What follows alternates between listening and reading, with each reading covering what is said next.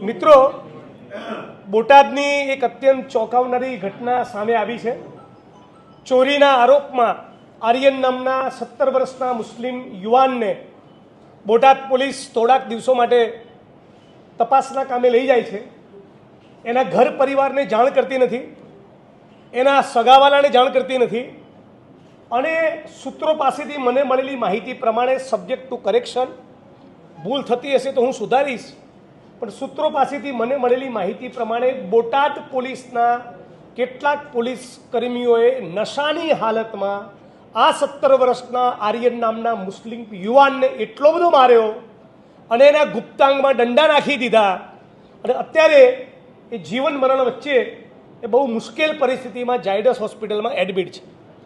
ઝાયડસ હોસ્પિટલમાં એડમિટ છે એ વાતને પણ આજે 4-5 દિવસ થયા છતાં જાણે કાનૂન અને બંધારણની સીમા એ બોટાદમાં પૂરી થઈ ગઈ હોય એ રીતે આજ દિન સુધીમાં બોટાદ પોલીસ દ્વારા ગુનો દાખલ કરવામાં આવેલ નથી। બોટાદના જિલ્લા પોલીસ વડા સાથે મેં 2 વખત વાત કરી, પીડિતોના સગાઓ સાથે વાત કરી અને મારી ટીમમાંથી 2 માણસો ઝાયડસમાં આ ભોગ બનનાર આર્યનને મળવા ગયા અને એનો વિડીયો પણ લીધો છે।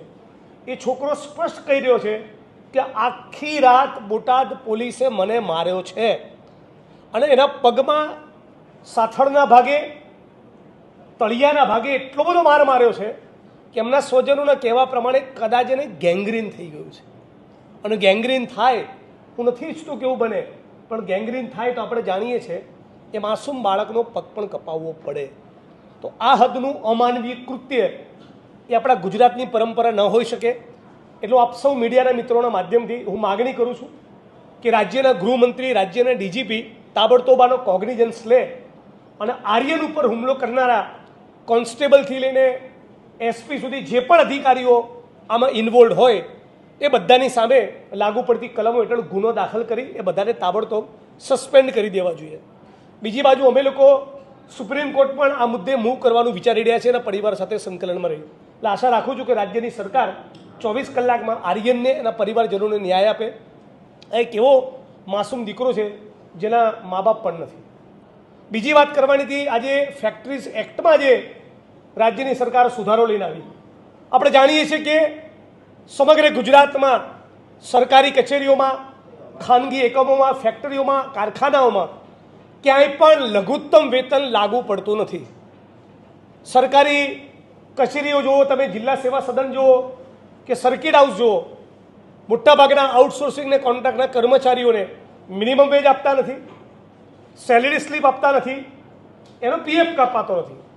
આ ભયંકર શોષણ જાણે ઓછું હતું એમ કામદારોના કામના કલાક ઘટાડીને 8માંથી 6 કરવાના બદલે પૂંજીપતિઓની ચાપલૂસી કરવામાં માનતી, ઉદ્યોગપતિઓની ચાપલૂસી કરવામાં માનતી આ ગુજરાતની ભાજપ સરકાર ગુજરાતના શ્રમજીવીઓનું મહાભયંકર શોષણ કરવાના બદ આશયથી કામના કલાકો 8માંથી વધારીને 12 કરવા માટેનું, 12 કલાક સુધી લઈ જવા માટેનું બિલ લાવી છે।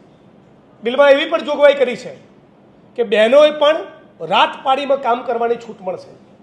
અનેક અભ્યાસો પરથી પ્રસ્થાપિત થયું છે કે કામના સ્થળો પર દીકરીઓની, બહેનોની, માતાઓની સુરક્ષા નથી। એમની સાથે સેક્સ્યુઅલ હેરેસમેન્ટ, સેક્સ્યુઅલ અબ્યુઝ અને ઇવન બળાત્કાર સુધીની અતિ ગંભીર, અતિ સંગીન ઘટનાઓ બનતી હોય છે। આ કામના સ્થળો ઉપર, ફેક્ટરીઓમાં, ઉદ્યોગોમાં જે બેન દીકરી માતાઓ સેક્સ્યુઅલ હેરેસમેન્ટનો ભોગ બનતી હોય છે એમને ન્યાય આપવો, એમને પુખ્તા સુરક્ષા આપવી, આ બધામાં આપણી સરકાર, ગુજરાતની ભાજપ સરકાર ફેલ ગયેલી છે। અત્યારે સ્કેન્ડિનેવિયન કન્ટ્રીમાં, હમણાં હાઉસમાં હું બોલ્યો કે યુરોપના કેટલાક દેશોમાં, સ્કેન્ડિનેવિયન કન્ટ્રીમાં એવી ડિમાન્ડ છે કે સોમથી શુક્ર જ કામ કરીશું, એ પણ દિવસના 6 કલાક। પણ ગુજરાતની સરકાર એવી વિચિત્ર છે કે કામના કલાકો ઘટાડીને 8માંથી 6 કરવાના બદલે 12 કરવા માગે છે। એટલે આ એક અમાનવીય, ગેરબંધારણીય અને શ્રમજીવીઓની ભયંકર શોષણ કરનારો કાયદો છે। એનો કોંગ્રેસ પક્ષ વતી, ગુજરાતના એક નાગરિક અને ધારાસભ્ય વતી હું સખત શબ્દોમાં એની ટીકા કરું છું, એને વખોડું છું અને રાજ્ય સરકાર જોડે માગણી કરું છું કે કોઈપણ સંજોગોમાં આ બિલને પરત ખેંચવું જોઈએ। ઇન્ટરનેશનલ લેબર ઓર્ગેનાઇઝેશન ILO અને WHO, વિશ્વ આરોગ્ય સંસ્થાએ સાથે મળીને 2021માં એક રિપોર્ટ પ્રકાશિત કર્યો. એ રિપોર્ટના કહેવા પ્રમાણે છેલ્લા 5 વર્ષમાં 8થી વધુ કલાકો કામ કરવા બદલ દુનિયામાં 7.44 લાખ શ્રમિકોના મોત થયા. શું ગુજરાતની ભાજપ સરકાર એવું ઈચ્છે છે કે ગુજરાતનો શ્રમજીવી કેમિકલની ફેક્ટરીઓમાં, ઈંટોના ભઠ્ઠાઓમાં, કન્સ્ટ્રક્શનની સાઇટમાં, અકીકના કારખાનાઓમાં અમાનવી પરિસ્થિતિમાં જે કામ કરવા મજબૂર બન્યો છે એ પણ હૃદયરોગ અને અન્ય જીવલેણ બીમારીનો ભોગ બની બીજા મજૂરોની માફક મોત વાલું કરે?